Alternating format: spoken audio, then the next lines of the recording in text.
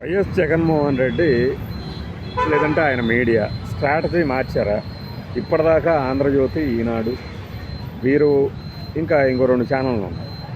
వీరు ఏదైతే స్ట్రాటజీ అవలంబిస్తారో దానిని వీళ్ళు కానీ అమలు చేస్తున్నారా అనే ఒక అనుమానం కలుగుతుంది. అందుకే ఒక్క 2-3 వీడియోలతోనే పాపం టీడీపీ మీడియా అంతా షేక్ అయిపోతుంది. దానికి కౌంటర్ ఎలా ఇవ్వాలో అర్థం కాక జుట్టు పీక్కుంటూ నానా రకాల పదప్రయోగాలతో భ్రష్టు పట్టిపోతుంది. మనకి ఒక నవవధువుకి ఒక పెళ్ళైన తర్వాత 30 ఏళ్ళు సంసారం చేసిన, కాపురం చేసిన వాళ్ళకి, అంటే మహిళలకు సంబంధించి కొంత మార్పులు ఉంటాయి. కొత్తగా కాపురం ఏం చేయాలో అర్థం కాదు. చెప్పేవాళ్ళు ఏదో ఒక సలహా ఇస్తూ ఉంటారు. ఏది ఫాలో అవ్వాలి, ఏది ఫాలో అవ్వకూడదు అనేది ఇటు ఆ నవవరుడికి కానీ వధువుకి కానీ ఇద్దరికి కన్ఫ్యూజన్.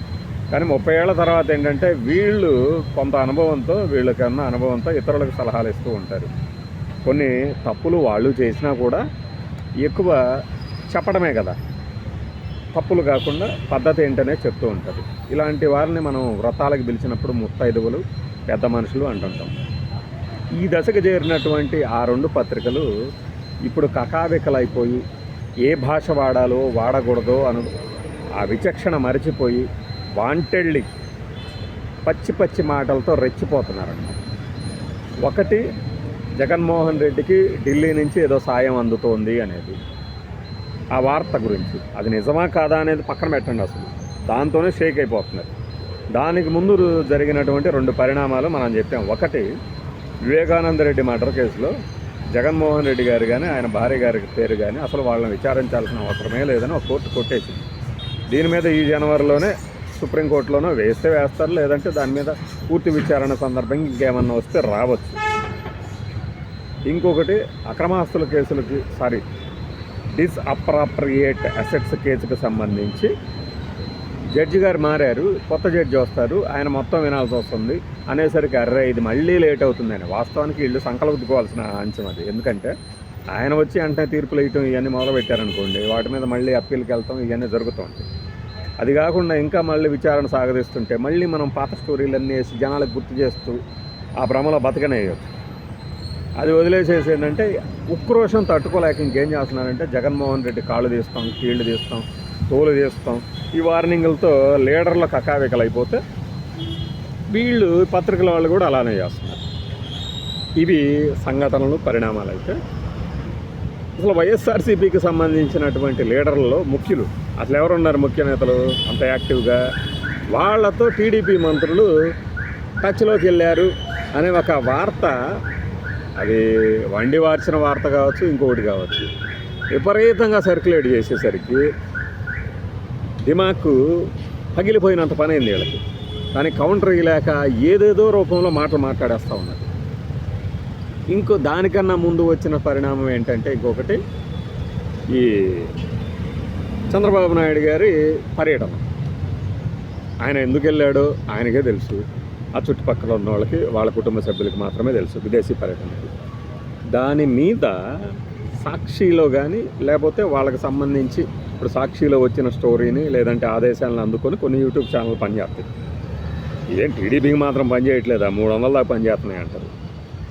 ఆ పని చేసే మీడియాల్లో ఏంటంటే ఇదేదో ఒక రహస్యమైన పర్యటనని, ఇంకొక లీడర్ అయితే కన్నబాబు గారు అనుకుంటా ఒక అడుగు ముందుకేసేసి లోకేష్తోనే ఆయన పదవికి ముప్పు, ఆయనే సీఎం పదవిని తీసుకోవాలనుకుని కుట్ర చేస్తున్నాడు. అసలు ఏమన్నా అర్థం ఉందా? సరే, అది వదిలేద్దాం. ఈ ఎందుకు వెళ్ళారు, ఇంత సీక్రెసీ ఏంటి, ఈ హెడ్డింగ్లు పెట్టేసరికి అంటే ఇన్నాళ్ళు వీళ్ళు చేశారు కదా. జగన్మోహన్ రెడ్డి టూర్ ఎందుకో తెలుసా, మధ్యలో బ్రేక్ జర్నీ చేశాడు, ఆ బ్రేక్ జర్నీ చేసినప్పుడు ఇన్ని డబ్బులు తీసుకుపోయాడు, విమానాల్లో పట్టనంత సొమ్ము తీసుకుపోయాడు. వికే గారు అసలు ఎందుకు వెళ్ళాడంటే అని ఒకడు బాబురు కప్పలాంటి నోరేసుకొని పడ్డవాళ్ళు.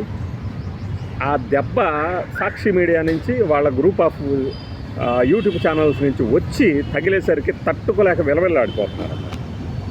మా బాబు గారిని అంటావా, చంద్రబాబు అలా వెళ్ళాడా, జగన్ ఇలా వెళ్ళాడా, జగన్ భార్యనే ఉన్న తీసుకెళ్ళాడా, రకరకాలు వాళ్ళ ఏమంటారు ఆక్రందనలు, ఆర్తనాదాలు చూస్తుంటే అరే ఏంట్రా ఇది, ఇన్ని రోజులు మీరే కదా మరి ఇలా చేశారు, అభూత కల్పనలు, బాత్రూంలో కెమెరాలు పెట్టేసినట్టు చూసినట్టు మాట్లాడేస్తారు. జగన్మోహన్ రెడ్డే స్వయంగా అసెంబ్లీలోనే చెప్పాడు కదా, ఆయన వచ్చి చూశాడా ఇక్కడ అని చెప్పేసి. ఆ రేంజ్లో మీరు చేస్తే కీహోల్ జర్నలిజం, దాన్ని సాక్షి గ్రూప్ ఆఫ్ మీడియా కేవలం 2 ఇన్సిడెంట్లు లేదంటే 3 ఇన్సిడెంట్లు పట్టుకొని చేస్తున్నందుకు ఇంత కింద మీద పడిపోతున్నారు ఏంటి అని అది అనిపిస్తుంది. చూడండి, మీరు కావాలంటే ఈ వీడియోలు చూసేవాళ్ళు అయ్యి చూస్తారు, అవి చూసేవాళ్ళు ఇవి చూస్తారు. అబ్బే మీరు ఎలా చూస్తున్నారన్నా అసలు మీరు ఎలా చూస్తున్నారని అసలు అని మన వాళ్ళు చెప్పేదంతా హంబక్. అన్నీ చూస్తారు వీళ్ళు. ఒక రకంగా పని పాట లేని కూడా కాదు, పనిని పాటని పక్కన పెట్టి మరీ చూస్తారు. లేకపోతే మన వీడియోలో అర్ధరాత్రి అప్లోడింగ్కి షెడ్యూల్ చేసామనుకోండి, టంగ్మన్ లేచి కామెంట్లు పెడుతున్నానంటే దాని అర్థం ఏంటి? నిద్ర పట్టక ఇవి చూసి అలాంటి రాజకీయ ఏమంటారు పరిణామాలు రంజుగా మార్చడంలో ఇప్పుడు సాక్షి మీడియా కూడా పోటీలోకి వచ్చేసింది అనుకోవాలి. ఇప్పటిదాకా ఏంటంటే అది జగన్మోహన్ రెడ్డి భజన చేసుకుంటుంది, లేదంటేనేమో బాబు మీదే బురద తల్లుతుంది అనుకుంటే ఇలాంటి మసాలా వార్తల్లో కూడా దిగింది. అంటే మీరు వండిన మసాలా మేము వండితే ఎలా ఉంటుంది అనేది రుచి చూపిస్తుంది. ఇది విపరీతంగా సర్క్యులేట్ అవుతున్నాయి ఇప్పుడు ఆ వీడియోలు. అంటే వీళ్ళు చేసిన పని వీళ్ళకి తిప్పి కొడితే మీరు నేర్పిన నీరజాక్ష అన్నట్టు కనుక తయారైతే ఎలా ఉంటుంది అంటే కళ్ళ ముందు కనబడుతున్నాయి ఇప్పుడు ఆ వీడియోలు. లక్షల వ్యూస్. జస్ట్ ఒక అబద్ధానికి ఆదరణ. నిజం ఎవడికి కావాలి? నిజం అందరికీ తెలుసులేవా నువ్వు చెప్పేది ఏంటి? ఈ 5 నిమిషాలు నేను ఈ వీడియో చూస్తున్న ఈ 5 నిమిషాలు నన్ను రంజింపజేస్తే చాలు. క్రెడిబిలిటీనా? ఎవడికి కావాలి క్రెడిబిలిటీ? జనాలకు ఉందా క్రెడిబిలిటీ? మేలు చేసిన వాడిని గుర్తుపెట్టుకునే జనం ఇది కాదు కదా. పొలిటికల్గా మాట్లాడట్ల, మామూలుగా సాయం చేసినోడి చేతిని నరుకుదామనే ఎదవలైతే ఇలాంటి అబద్ధాలే కదా. చూడండి, నేను కొన్ని న్యూస్ ఛానళ్ళ పేర్లు చెప్పను. యూట్యూబ్ ఛానల్ న్యూస్ కాదు అసలు. ఏమి తమ్మునే తెలిసి పెడతాడు. ప్రకాష్ రాజ్ వచ్చి జగన్ గురించి ఎందుకు పొగుడతాడు? రోహిణి వచ్చి ఎందుకు పొగుడుతుంది? కేటీఆర్ వచ్చి జగన్ ఎందుకు పొగుడతాడు? వాళ్ళ తమ్మునే తెలిసి అట్లా పెడతాడు. బాబు గురించి ఇంకొకళ్ళు ఎవడో ఎందుకు మాట్లాడతాడు? ఆ కళ్యాణ్ బెనర్జీనో ఎవరో టీఎంసీ ఎంపీది పార్లమెంట్లో మాట్లాడింది బాబు పరువు తీసేసిన టీఎంసీ ఎంపీ. ఇవే చూస్తూనే ఉంటారు.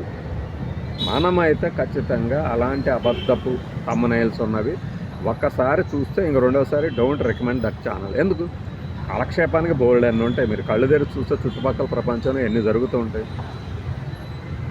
మేము న్యూస్ తయారీ రంగంలో, న్యూస్ తయారీ అంటే తయారు చేయడం కాదు, వచ్చిన న్యూస్ని తయారీ రంగంలో ఎలా ప్రజెంట్ చేయాలనే దాంట్లో ఉంటాం కాబట్టి ఎన్ని చూస్తుంటాము అంటే మీకు నేను ఈ వీడియోల్లో చెప్పేది చాలా, ఈ 6-7 వీడియోలు చాలా తక్కువ.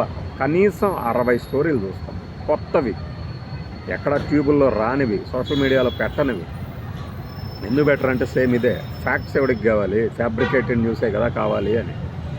అది నిజమా కాదా అనేది అంతెందుకు. ఇప్పుడు నేను మాట్లాడింది వదిలిపెట్టేసి ఒక న్యూస్ పేపర్ తీసుకోండి, అందులో ఎన్ని న్యూస్ వస్తాయో చూడండి, ఎన్ని వార్తలు ఉంటాయో చూడండి. ఆ వార్తలన్నింటిలో ఏది కూడా బెటర్. ఇప్పుడు 3 పిల్లల్ని చంపేసిన తండ్రి చనిపోయాడు అంటే ఆ వార్త ఎవడికి పట్టిందిలే అని వదిలేశాడు. హ్యూమన్ ఇంట్రెస్ట్ యాంగిల్లో ఎవడో ఒకటి రాస్తాడు, అది బాగా పోయిందంటే ఇక దాని వెంట పడతాడు. జనం చూస్తున్నారు అని చేయాలా, ఇది న్యూస్ అని చెప్పి మనం చేయాలా, అది డిసైడ్ చేసుకోవాలి.